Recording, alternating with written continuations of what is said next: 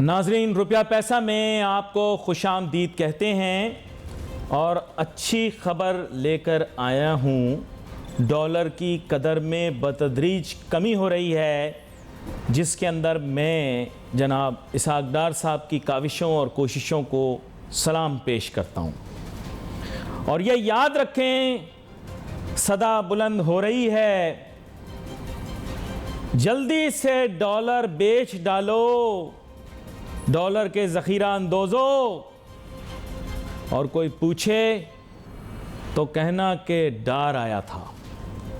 बात कुछ ऐसी है कि इसहाक डार साहब के आने के बाद हम देख रहे हैं कि मुसलसल बुनियादों पर डॉलर की कदर में कमी आ रही है। मेरा ऐसा ख्याल है कि ये बहुत ही खुश आइंद बयान है जनाब इसहाक डार साहब का, और साइंसी तौर पर बिल्कुल दुरुस्त भी है कि डॉलर की कदर 200 रुपये से कम है। और ये भी साथ साथ उनका कहना था कि कितनी कम है वो वाजे नहीं कर पाएंगे अभी फ़ौरन, लेकिन ये ज़रूर है कि 200 रुपये से कम है। और आगे चल के आप देखिएगा कि ये 200 रुपये से भी काफ़ी तो नहीं, लेकिन एक हद तक कम आ जाएगी। तजुर्बा अपना किरदार अदा करे और एक मजबूत रुपया ही मजबूत पाकिस्तान की अलामत बन के सामने आएगा दुनियावी तौर पर। देखें, मैं इस चीज़ को महसूस भी करता हूँ, और देखें मेरी शोहरत इसी वजह से मुल्क के अंदर भी और मुल्क के बाहर भी है, और हमारे दुश्मन मुल्क हिंदुस्तान में भी है। और आप देखेंगे कि सोशल मीडिया और यूट्यूब पर भी इतनी ज़्यादा मेरी बात इसलिए सुनी जाती है क्योंकि मैं दिल से बात करता हूँ। जिस चीज़ में मैं बिलीव करता हूँ ना, उस चीज़ के मुतालिक बात करता हूँ। मैं ऐसा महसूस करता हूँ कि डॉलर की कदर जितनी ज़्यादा कम होगी, रुपया जितना ज़्यादा मजबूत होगा, हमारी इंपोर्ट बेस्ड इकॉनमी, हमारे लोगों को गुर्बत और महंगाई से निजात मिलेगी, रोज़गार के नए मौके मिलेंगे। आज स्टॉक मार्केट में भी हमने बेहतरी देखी, लेकिन इसहाक डार साहब की पॉलिसियों का बराह रास्त असर जो है गरीब और आम आदमी के ऊपर जो होता है वो होना चाहिए, और होगा भी मेरे ख्याल से। स्टॉक मार्केट वालों का तो अपना एक महदूद नज़रिया है। उनको मैं ये वाज़े कर दूं कि आप इसहाक डार साहब को कतई दबाव का शिकार ना करें कि वो इंटरेस्ट रेट को कम करें। और मेरे ख्याल से इसहाक डार साहब इस बारे में संजीदगी से सोचेंगे कि इस वक्त इंटरेस्ट रेट कम करने की ज़रूरत है भी या नहीं, क्योंकि उन्होंने इस वक्त डॉलर पर फोकस करना है। और अगर डॉलर की कदर को कम करना है तो बैनुल अक़वामी आज़ाद मईशत के उसूलों के मुताबिक चलेंगे। तवक्को और उम्मीद यही की जा सकती। देखो, तनकीद अपनी जगह है, पर एक मिनिस्टर ऑफ फाइनेंस जो होता है वो एक टेक्नोक्रेट है। इसहाक डार साहब की कारकर्दगी इस चीज़ पर मुहित है कि हमारे मुल्क के अंदर डॉलर की कदर को कितना कम करते हैं, महंगाई को कितने बेहतरीन अंदाज से कंट्रोल करते हैं, गुर्बत और पसमानदगी को कम करने में अपना किरदार अदा करते हैं। तनकीद जहां बनती थी लोगों ने तनकीद की, लेकिन आप मुझे रियलिस्टिकली बताओ, असद उमर को आप लेकर आया, बेड़ा गर्क किया उसने पाकिस्तान की इकॉनमी का। अब्दुल हफीज शेख साहब को आप लेकर गए, सत्यानाश कर दिया उसने। मतलब आप मुझे बताओ, फिर उसके बाद शौकत तरीन को लेकर आए आप। शौकत तरीन साहब आए, उन्होंने भी पता नहीं क्या खिचड़ी पकाई, उन्होंने भी कोई इतना वो काम तो नहीं करके दिखाया, खाली अंग्रेजी बड़ी अच्छी मारता है वो। और सर बात ये जरदारी साहब के साथ भी हुआ करते थे, शौकत तरीन साहब और अब्दुल हफीज शेख साहब। और अब्दुल हफीज शेख साहब, मुझे याद है जब इलेक्ट हुए थे तो जिए भुट्टो के नारे भी लगे थे। खैर, ज़माना है, वक्त है, लेकिन यह है कि हमें यह देखना है कि अब ये पॉलिसियाँ कितनी फ्रूटफुल साबित होती हैं। पूरी कौम को साथ देना है ऐसी पॉलिसियों का जिसमें डॉलर की कदर में कमी आए। मुल्क तरक्की करेगा, में बेहतरी आएगी। ये जो पीटीआई का फजूल बयानिया था कि डॉलर को आर्टिफिशियली नीचे रखा हुआ, यह बिल्कुल फजूल बयानिया था पीटीआई का, इसकी कोई सेंस नहीं थी। अमीर आदमी को इन पॉलिसियों से फ़ायदा हुआ, गरीब बेचारा ख्वार हुआ। आप काफ़ी अरसे से इस नारे के, इस दावे के दाई हैं कि मजबूत रुपया मजबूत पाकिस्तान, और जनाब इसहाक डार साहब जो कि मुल्क के वज़ीर ख़जाना भी हैं, वो भी इसी को फॉलो करना चाहते हैं, इसी कॉन्सेप्ट को सामने लाना चाहते हैं। उनका दावा है कि रुपए की कदर में इजाफ़ा करना है, डॉलर की कदर में 200 रुपये से कम जो है उसको लेकर आना है डॉलर की कदर को। मैं चाहूँगा इसके मुतल्लिक आप अपनी राय भी दें, साथ साथ जो इक़दामात लिए जा रहे हैं उसके मुतल्लिक भी बताएं। जी देखो जी, कोई भी कंट्री की अगर अपनी करेंसी की कदर नहीं करेगा तो बाहर वाले कैसे करेंगे? ये तो एक आम आदमी नहीं समझता इसको। रुपया गिर रहा है, ये लफ्ज ही गिरना है शायद हमारे माशरे में, बस इसको समझो एक गाली समझा जाता है। तो हमें इसको मजबूत बनाना है, मजबूत बना के, क्योंकि हम इम्पोर्टर कंट्री, एक्सपोर्टर नहीं। हमारी 80% इम्पोर्ट होके फिर री एक्सपोर्ट होती है, और अब जब इम्पोर्ट ही महंगी होगी तो फिर सस्ती एक्सपोर्ट का नारा मतलब बेवकूफ वाली बात है। तो हमें अपनी, क्योंकि हम ना तो हम प्रोडक्शन बना रहे हैं ना वैल्यू एडेड बना रहे हैं, जो फसलें होती थी वो भी हमारी जो है इम्पोर्ट हो रही हैं, और बाकी जो रेट की कसर सैलाब ने निकाल दी है।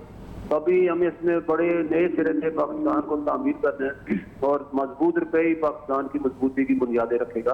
और इसहाक डार साहब, क्योंकि जब भी 1998 में देख लें, 2014 में देख लें, उन्होंने रुपये को 15-20 रुपये गिरा के डॉलर को, रुपये को मजबूत किया, फिर मेंटेन भी रखा। 98 में उन्होंने 68 से कम करके 54 तक लेके आए। इसी तरह 2014 में 114 से कम करके 98 में लेके आए। और अभी भी देखो उनकी क्रेडिबिलिटी है, जैसे ही उनका जहाज टेक ऑफ किया, रुपया भी टेक ऑफ कर गया। जब उन्होंने लैंड किया तो डॉलर ने भी लैंड स्टार्ट कर दिया, और रुपया दिन ब दिन मजबूत हो रहा है। आज अल्लाह का 225 यानी कि 20 रुपये गिर चुका है। तो आप कर्जों में देखें, हम 130 अरब डॉलर भी कर्जे हैं। एक रुपया अगर कर्जा हमारा कम होता है तो 1300 अरब 130 अरब कम हो जाते हैं, और 20 रुपये से 250 अरब हमारे कर्जे कम हो गए। ये बहुत बड़ा बेनिफिट है पाकिस्तान के बजट में, और उसमें से वही पैसा तरक्याती स्कीमों में ये खर्च कर सकते हैं। तो अभी पाकिस्तान का अगर बजट देखा जाए तभी भी हम यानी कि ये सारे में चल रहे हैं। हमारे पिछली दफा 6300 का कलेक्शन हुई थी, और उसमें से 7800 का उनका बजट था। तो अभी भी यानी कि हुकूमत ने सैलाब की वजह से बड़ा मुश्किल का सामना करना पड़ेगा। भारत अगर वो रुपया मजबूत रहेगा तो हमारी जो है पाकिस्तान की इकानमी ग्रोथ करेगी, आपका इन्फ्लेशन कम होगा। क्योंकि आप चीज़ें महंगी चीज़ रुपया फर्ज किया आप महंगा सस्ता करते हैं, तो चीज़ें आपकी जब महंगी होके आएंगी, पेट्रोल महंगा होगा, बिजली महंगी होगी, खाने पीने की सारी चीज़ें तो बाहर से आ रही हैं। इन्फ्लेशन जब बढ़ता है तो फिर आपको इंटरेस्ट रेट बढ़ाना पड़ता है। इंटरेस्ट रेट जब बढ़ते हैं तो आपके पास बचते ही कुछ नहीं, कारोबार के पैसे सब लोग लेते हैं जब इंटरेस्ट कम हो। तो पूरी दुनिया की इकानमी, इस्लाम के में जो इकानमी का असूल है कि सूद लेना, सूद देना हराम है। अलग मैं समझता हूँ हुकूमत को शरई अदालत ने ये फैसला कर दिया, और हुकूमत को इसके ऊपर सीरियस लेके अपील से वापस ले लेनी चाहिए। अगर पाकिस्तान को सर्वाइव करना है तो बगैर सूद से हम सर्वाइव कर सकते हैं। आप देखें कि पाकिस्तान दिन दुगनी रात दुगनी तरक्की करेगा अगर हम इस तरफ आ जाते हैं। क्योंकि अगर आपके पास महंगा कर्जा लेके प्रॉफिट तो कर ही नहीं सकते, प्रॉफिट नहीं करेंगे तो आप कर्जा वापस नहीं करेंगे और डिफॉल्ट कर देंगे। तो यही पाकिस्तान के साथ हो रहा है कि हम महंगे कर्जे लेके फिर वापस करने के काबिल ही नहीं रहते। अवाम का भी यही हाल है, बिजनेसमैनों का भी यही हाल है। तो वो अब यही प्लानिंग करते रहे कि कर्जा लेना है और फिर इसको वापस हमने करना नहीं है, इसको तरीके ढूंढते रहते हैं। आज हमारी 4500 यूनिट इंडस्ट्रियल बंद पड़ी है, सिर्फ हुकूमत ने तो उनको लोन दिए, उनको खड़ा, लेकिन उन्होंने उसको डिफॉल्ट कर दिया। अब उसमें कहाँ तक हुकूमती मॉनिटरिंग सिस्टम इतने खराब है। तो वो जो भी इंडस्ट्री के लिए पैसा देते हैं वो मतलब 4% अभी भी लोगों को दिया पिछले हुकूमत ने, और वो उन्होंने बजाय उस पर जो है उस पर खर्च करने के वो क्या करते हैं, बैंक में जमा कराते हैं, 15% को सूद देते रहते हैं। तो ये सारी चीज़ों को मॉनिटर करके यहाँ पाकिस्तान को प्रोडक्शन में और इंडस्ट्री में ला सकते हैं। और फिलहाल हमें सरदस्त जो चीज़ें करनी है पाकिस्तान को, जो इसमें बहुत बड़ा नुकसान हुआ है, मैं सकते हूँ शहबाज शरीफ साहब को उसको क्रेडिट जाता है कि वो असेंबली में उसने इंटरनेशनल सतह पे पाकिस्तान की जो सैलाब की तबाही है और ग्लोबल वार्मिंग का पाकिस्तान जो निशाना बना है और संधी ममालिक की आलूदगी से सजा पाकिस्तान ने भुगती है, उसकी कीमत पाकिस्तान चुका रहा है, तो इसकी कीमत अदा करनी चाहिए। उसमें यूएन ने बड़ा अच्छा रोल अदा किया, उनके सेक्रेटरी आए, उन्होंने पूरी दुनिया को उनके आने से और वो जो जीला साहब आई थी उनकी वजह से पूरी दुनिया में पाकिस्तान हाईलाइट हुआ और दुनिया को पता चला कि पाकिस्तान कितने तबाह हो चुका है। हमारे 40 अरब डॉलर का नुकसान हुआ और अभी तक जो इमदाद जापान ने, चाइना ने, अमेरिका ने इमदाद जो की है, लेकिन वो 1% 2% है। तो हमें अपने आप को इसको दुनिया को मनवाना है कि हमें आइंदा भी बचाना है, और ग्लोबल वार्मिंग पाकिस्तान की पूरी दुनिया इसमें आगे लपेट में आएगी। जो दिन दर्जा हरारत बढ़ेगा और उसके बाद उसकी जो है आप देखें कबल वक्त फसलें जो है मिचौड़ हो जाती हैं, जिसकी वजह से गंदम पिछले साल या पिछली गंदम देखे 2 महीने पहले मिचौड़ होगी, उसका दाना बिल्कुल बारीक था, उसकी पैदावार 50 टन से कम होकर 30 टन पे आ गई। तो ये सारी ग्लोबल वार्मिंग के नतीजे जो हमारी इकानमी को, हमारी फसलों को तबाह कर रही है और हमारे स्ट्रक्चर को तबाह कर रही है। अभी देखो तो हमारे तकरीबन लोगों के 17 लाख लोग बेघर हुए हैं और उनकी तरह 3 करोड़ अफेक्ट हुए हैं, 2000 हमारे लोग मर गए हैं और 7 लाख मवेशी और उनकी पानी में बह गए, और उम्र भर की जो अरबों में थी, बड़ी करोड़ की जमा पूंजी कितनी होगी वो भी हम कैलकुलेट नहीं कर रहे। जो हमारी 4 अरब डॉलर की बड़ी अहम बात आप कर रहे हैं, बड़ी अहम बात आप कर रहे हैं। और सैलाब हुकूमत को इसके ऊपर बड़ा इमरजेंसी जहाज समझ के काम करना है, और इस वक्त सबसे बड़ा जो जहाज वो है कि जो पानी खड़ा है उसको निकालें ताकि गन्नम की बिजाई हो सके। और गन्ने को मैंने बहुत से लोगों से बात हुई है, गन्नम को सारी कीड़ा लग जाएगा अगर उन्हें पानी नहीं निकाला। तो हमें ये चीजें तो हम खुद भी कर सकते हैं, इस दुनिया की तरफ हम क्यों देख रहे हैं। हमारी पूरी तहसील सतह पे या कॉलेज के जो लड़के हैं, यूनिवर्सिटी की जो लड़की हैं, जो हाई स्कूल के लड़के हैं, उन्हें मोटिवेट किया जाए और वहाँ हम अपनी मदद आपके तहत नाले बना के पानी को ड्रेन रास्ता दे ताकि निकल जाए और लोगों को बिजाई कर सके। वरना 50 लाख टन गंदम आपको अगले साल में कैद का खतरा मंगाना पड़ेगा। तो ये ऐसी चीजें जो ब्रेड को मजबूत करेगी, और जो लोग डॉलर में इन्वेस्टमेंट करेंगे वो नुकसान में रहेंगे। मैं हमेशा यही कहा है। मैं इसी नुक्ते पर आपके पास वापस आता हूं, आप हमारे साथ ही रहिए। मैं शेख उमर रेहान साहब आपकी जानिब आऊँगा। आपने देखा बड़े एहसन अंदाज के अंदर मलिक बोस्तान साहब ने जो है पूरे मईशत की जो है वो अक्कासी करके हमें बताया, मसाइल के मुतल्लिक हमें बताया और हालात वाक़यात मामलात के हिसाब से हमें बताया। मैं चाहूँगा आप भी बतौर एक सनतकार, एक ताजिर ये बताइएगा कि आपके ख्याल से या आपको क्या महसूस होता है कि ये पॉलिसी जो है बड़ी मौसर रहेगी जो इसहाक डार साहब लेकर आ रहे हैं, और मुल्क के मुस्तकबिल के लिए कितनी फ़ायदेमंद है कि डॉलर को कंट्रोल में लाया जाए और 200 रुपये की जो वैल्यू है उससे कम लेकर आया जाए। जी शेख उमर रेहान साहब। जी थैंक यू अली भाई। देखें बात ये है कि इसहाक डार साहब का जो आप देख लें कि ट्रैक रिकॉर्ड जो है वो एक इंतहाई बेहतरीन है एज अ फाइनेंस मिनिस्टर। तो जब भी आपने देखा है कि क्राइसिस पाकिस्तान में आया तो डार साहब ने अपना किरदार अदा किया है। तो माजी में भी जिस तरह उन्होंने चैलेंज करके डॉलर को कम किया है, और हमें पूरा यकीन है कि इस दफ़ा भी अगर उन्होंने ये बात की है कि वो 200 से नीचे लेके आएंगे, तो हमें पूरा यकीन है कि डॉलर वाकई 200 से नीचे आएगा।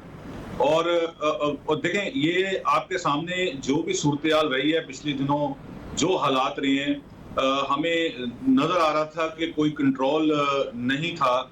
तो इसमें देखें लीडरशिप का बड़ा किरदार होता है। तो मैं समझता हूँ कि इसहाक डार साहब की लीडरशिप जो है वो मिफ्ता साहब के मुकाबले में ज़्यादा जो है वो बेहतर है, और ये थोड़े से सोर्सफुल भी हैं, पावरफुल भी हैं इसहाक डार साहब। जैसे कि बैंकों ने एक बहुत बड़ा किरदार अदा किया था डॉलर को चढ़ाने में। ये बैंकों ने जो पैसा मार्केटों से उठा के और ज़्यादा रेट पे जो अपने कस्टमर्स को दिया, तो बैंकों ने बहुत इसमें जो है वो एक नेगेटिव किरदार अदा किया था, जिसकी वजह से डॉलर बढ़ा। और मैं समझता हूँ कि ये अब जो है वो सबको डार साहब क्योंकि एक पावरफुल मिनिस्टर हैं फाइनेंस के, तो उनको पता है how to use the weapons. तो वो इन्फ्लुएंस करेंगे, बैंकों के ऊपर भी इन्फ्लुएंस करेंगे, स्टॉक ब्रोकर्स के ऊपर भी इन्फ्लुएंस करेंगे, उसके अलावा स्टेट बैंक में भी वो अपना इन्फ्लुएंस करेंगे। और मुझे उम्मीद है कि इंशाल्लाह ये वाकई, और ये बात तो क्लियर हो गया है कि ये सब कुछ आर्टिफिशियल हो रहा था। ये मुल्क में हमारे जो डॉलर जो है उसको जो बेलगाम हुआ था, ये सारा कुछ आर्टिफिशियल था, जो कि अब इसकी असलियत सारी वापस आ रही है, ये नीचे आ रहा है। और हम उम्मीद करते हैं इंशाल्लाह चीजें जो है आगे जाके बहुत बेहतरी नजर आ रही है हमें बिजनेस कम्युनिटी को, हालात को बेहतर होने के लिए। ये फैक्टर तो है। दूसरी बात ये मैं करना चाह रहा हूँ कि देखें वाकई इस वक्त जो फ्लड की वजह से हमारे मुल्क में जो अभी जो मसाइल चल रहे हैं, हमारी जो एग्रीकल्चर, इसको सबसे बड़ा जो हमारा मुल्क का सेक्टर है वो एग्रीकल्चर सेक्टर है, जो कि हिट हुआ है इसकी वजह से। तो आप ये समझ लें कि हमारी जीडीपी का तकरीबन एक बड़ा तकरीबन 18% जो एग्रीकल्चर जो है वो है सेक्टर, जो कि फ्लड की वजह से सारा डिस्टर्ब हो गया। तो चैलेंजेस तो हमें आगे आएंगे, लेकिन यहाँ पर अब हमें ये देखना है कि ये जो एक्सपर्टीज हैं डार साहब की, वो कितना इसमें जो है वो कारामद साबित होंगी आगे जाके इसको बचाने के लिए, क्योंकि हमारा जो ट्रेड डेफिसिट है तकरीबन आप देख लें कि पिछले साल भी 18 अरब डॉलर ओवरऑल जगह, अगर हम आप देखें इंपोर्ट एक्सपोर्ट को, फॉरेन रेमिटेंस को निकाल के भी, तो तकरीबन 18 अरब डॉलर हमें हमारा शॉर्टफॉल, यही हमारा हर साल जो है हमारा ये परेशानी का बाइस बनती है कि हमारी एक्सपोर्ट्स कम है, हमारी इंपोर्ट्स ज्यादा हैं, हमें डॉलर बाहर से कम आता है जिसकी और जाता ज्यादा है। तो ये हमारी बेसिक हमारे मुल्क का जो मर्ज है, बेसिक रूट कॉज और बेसिक मर्ज जो है वो ये है। तो अब हम जब तक हर साल 10-12 अरब डॉलर का नफा नहीं करेगी हमारी गवर्नमेंट, हमें बजाय डेफिसिट को हमें इसको प्लस में आना, जब तक हमारा मुल्क प्लस में नहीं आएगा तब तक हम जो है इस मसले से नहीं निकल सकेंगे। अगर हमारे मुल्क के ऊपर तकरीबन 130 अरब डॉलर कर्जा है और हम हर साल जब तक 12 अरब डॉलर की कमाई नहीं करेंगे, तो अगर 12-13 अरब डॉलर अगर हम कमाएंगे तो तकरीबन अगले आने वाले 10 सालों में हम जो है ये हमारे कर्जे खत्म होंगे हमारे मुल्क के ऊपर। तो ये इस पॉलिसी पे हमें काम करना है। चलें इसी नुक्ते को आगे लेकर चलते हैं। मलिक बोस्तान साहब, यहाँ पर शेख उमर रेहान साहब ने भी कहा कि हमें प्लस में आना पड़ेगा, और प्रोग्रामों के अंदर आप भी काफ़ी मरतबा इसका जो है सलूशन या हल बताते हैं। उनका कहना यह है कि सालाना बुनियादों पर जब तक हम सरप्लस में नहीं आएंगे अपने कर्जे कैसे वापस करेंगे, हम मकरूज रहेंगे। तो मैं चाहूँगा इस मुतालिक और मईशत को बेहतर करने के मुतालिक आप भी राय दें। जी देखो जी, बिल्कुल हर आदमी की ख्वाहिश है कि रुपया मजबूत हो, पाकिस्तान मजबूत हो, आम आदमी भी यही चाहता है। लेकिन किसी हुकूमत को इसकी इब्तदा करनी है, और इब्तदा करने के लिए खड़ा है जो अभी नए सिरे से पाकिस्तान की मैशत बह गई और उसको हमने मजबूत बुनियादों पे मुस्तहकम करना है। डार साहब का जो ये ख्वाब है इंशाल्लाह जरूर पूरा होगा। डार के नहीं, हर पाकिस्तानी का, मध्य वतन पाकिस्तानी का ये ख्वाब है कि डॉलर जो है कम से कम 170-180 के लेवल पे आ जाए, ताकि महंगाई कम हो और इन्फ्लेशन कम हो और कारोबार बढ़े और इंटरेस्ट कम हो। और अभी इसके लिए हुकूमत जो है, मैं समझता हूँ हमें, जो मैंने डार साहब से खत भी लिखे हैं, मैंने बात भी की है और उनके नोटिस में ये मैं चीज लाया हूँ। पहले ही जो हमारी स्पेकुलेशन की वजह से वो तो बैंक थे, और बैंक क्या करते थे कि ये ओवर सोल्ड करते थे, ये इसको सट्टेबाजी करते थे इस बात में, और इन्होंने $7 पाकिस्तान के रिजर्व में से जाया करवाए हुकूमत से ब्लैकमेल करके। और ये करते क्या है कि फर्ज किया कोई भी इम्पोर्टर आता है, कहते हैं जी हमारे पास तो डॉलर है ही नहीं और मैं क्या करूं, डॉलर मिल नहीं रहा, मैं आपको आज से 2 महीने या 3 महीने के बाद की फॉरवर्ड बुकिंग कर देता हूँ।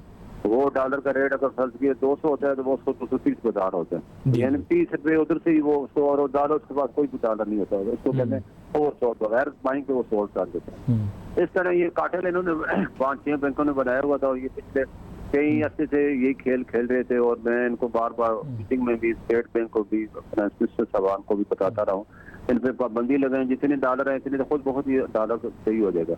लेकिन वो क्या करते थे, ओवर सोल्ड करने के बाद जब एलसियाँ पहुंच जाती थी और फिर हुकूमत को स्टेट बैंक, अब तो भाई माल पहुंच गया, अब हम कैसे, हमारे पास डॉलर है नहीं, आप अपने रिजर्व में से दें वरना इतना डॉलर बढ़ जाएगा। तो वो जो साहब डार पर तो ये इल्जाम लगाते थे कि वो आर्टिफिशियली जो है उन्होंने रोका हुआ था। तो डार साहब तो कहते हैं कि मैंने पिछले 5 साल में सिर्फ 5 अरब डॉलर मार्केट को दे के रुपए को ताकम रखा, और इन्होंने 7 अरब डॉलर पिछले 3 सालों में जाया कर दिए। तो वो फिर उनका फलसफा तो सही था, अगर रुपए को मजबूत करना है और आपने बर वक्त एक कैप लगा के और एक हद मुकर्रर कर देनी, कोई भी इस रेड लाइन को अपूर्ण नहीं करेगा। तो ये चीजें डार साहब की कामयाब थी, और इससे बैंकों के ऊपर पेनल्टियां भी लगती थी। वो एक दफा वार्न करने से, और अगली बात हमको बैंकों को पता होता है कि इस दफा हमने अगर वायलेशन की तो हमें एक अगर कमाएंगे 1000 देना पड़ेगा। तभी मैं समझती हूँ, ये आपको पता है 8 बैंकों को नोटिस जारी हो चुके हैं जिन्होंने एक दिन में 20-30 रुपए मार्जिन से एजेंसियां खोली और पाकिस्तान को पूरी दुनिया में रसवा किया। तो उनके खिलाफ सख्त एक्शन होगा, और मैं समझती हूँ इसमें किसी को बंद करना या सस्पेंड करने के बजाय उस बैंक पे इतनी पेनल्टी लगाएं तो उसकी आने वाली नस्ल भी याद रखें। ये बड़ा अहम नुकता है, बड़ी अहम बात की आपने, क्योंकि ये अहमियत तलब चीज़ है कि हमारे यहाँ बैंकारी कंपनियाँ जो हैं उनके जितनी चीज़ें हैं उनको अकाउंटेबल ठहराना चाहिए। और जैसे मलिक बोस्तान साहब ने कहा कि ये बैंकों का अगर इसमें किरदार था तो उनको होल्ड अकाउंटेबल भी करना चाहिए। और इसहाक डार साहब के साथ मेरे ख्याल सब लोग खड़े हुए हैं, चाहे मईशत के जितने खिलाड़ी हो। यहाँ पर मैं चाहूँगा कि शेख उमर रेहान साहब, मेरे पास वक्त मुख्तसर है, मैं चाहूँगा इसमें एक लुकमा आप भी दें कि बुनियादी तौर पर बैंकों ने अगर इसमें मैनिपुलेशन किया, और मलिक बोस्तान साहब ने कहा है कि उन पर सख्त से सख्त जुर्माने होने चाहिए अगर इस पर वो गलत हैं, आप इसके मुतल्लिक क्या कहते हैं? जी मैं इनकी बात को सेकंड करूंगा, और ये बात मैंने रेस की है अभी आपके सामने कि बैंकों का किरदार बड़ा नेगेटिव रहा है, और इनको फौरी तौर पर चाहिए स्टेट बैंक इनको बुलाए कि जो भी मैनिपुलेशन इन्होंने की है इनको सख्त से सख्त इन पे पेनल्टियां डाली जाएं, क्योंकि हम लोगों ने भुगती हैं ये चीजें कि बैंकर्स यही करते रहे हैं पिछले दिनों, जी हमारे पास तो डॉलर ही नहीं है, हम तो आपके डॉक्यूमेंट रिटायर ही नहीं कर सकते, अच्छा ये अगर आपको बहुत इमरजेंसी है तो हम 2 रुपए बढ़ा देते हैं, 3 रुपए बढ़ा देते हैं। तो इस तरीके से ये नेगोशिएशंस करते रहे कस्टमर्स के साथ। ये बहुत ब्लैकमेल किया है बैंक ने कस्टमर्स को। तो स्टेट बैंक में समझता हूँ कि दिस इज अ टाइम कि इनको एहसास हो कि इनको जुर्माने लगाएं, ताकि ये दोबारा इस तरह की मैनिपुलेशन जो है दोबारा कभी सोचे भी ना इस चीज़ का। ये बड़ा अहम नुक्ता था जिसके ऊपर दोनों मेहमानों ने रोशनी डाली, और हम दोनों मेहमानों के बहुत शुक्रगुजार हैं, जनाब मलिक बोस्तान, शेख उमर रेहान साहब के प्रोग्राम में आज हमारे साथ शामिल हुए और इस मौजू के ऊपर बात की। अब हम यही कंक्लूजन में कह सकते हैं कि इसहाक डार साहब जो एक काम कर रहे हैं डॉलर को कमज़ोर करके रुपए को मजबूत बनाने का, सब लोग हम उनके साथ हैं। पूरे मुल्क की यही ख्वाहिश है कि डॉलर की कदर में तेज़ी से कमी आए, और वो लोग जो कि नाजायज़ तरीके से ज़ख़ीरा अंदोज़ी कर बैठे हैं डॉलरों की, या जिन्होंने इस पूरे अमल के अंदर एक मनफी किरदार अदा किया है, उनके साथ सख्ती से पेश आया जाए। और इसहाक डार साहब को कॉन्फिडेंस भी देते हैं, और इस मामले के अंदर उनके साथ मेरे ख्याल से तमाम कौम जो है वो कोऑपरेशन करने के लिए तैयार होगी, इदारे भी कोऑपरेशन करने के लिए तैयार होंगे। नाजरीन, we wait for your message on Facebook. Ali Nasir हमारी टीम को इजाज़त दीजिए। अल्लाह हाफ़िज़।